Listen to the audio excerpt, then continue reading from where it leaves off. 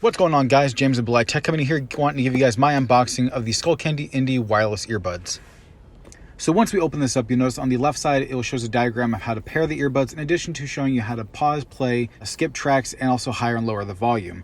And on the right side, you'll notice you have both the Skullcandy Indy wireless earbuds and the charging case that comes with it.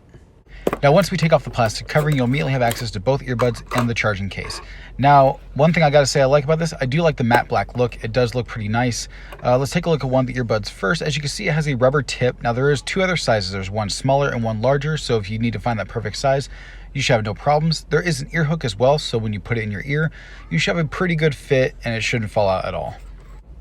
Now, the first thing I noticed when I took the charging case out of the box, it is definitely noticeably bigger than the Apple AirPod case, and also it weighs probably about the same, if not maybe a slight bit less. Now, the thing you do get with this too is it does have a magnetic clasp, so as soon as you close it, you get that little click, and you will see two LED lights in the front. There are three in total, so when it's fully charged, all three will be lit up. And as soon as you put these earbuds back into the case, you'll notice two red LED lights on both of them. When they need to be charged, you'll see the lights on, and then as soon as they're fully charged, the lights will go off.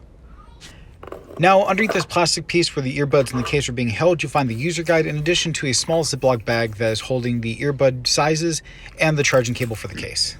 So that is everything you get in the box for the Skullcandy Indy wireless earbuds. If you guys have any comments, definitely leave them down below. Now, I will be comparing these earbuds to the Apple AirPods. So if you guys don't want to miss that video, definitely hit that subscribe button, hit the bell to get notified of that video when it comes out, and I'll catch you guys next time.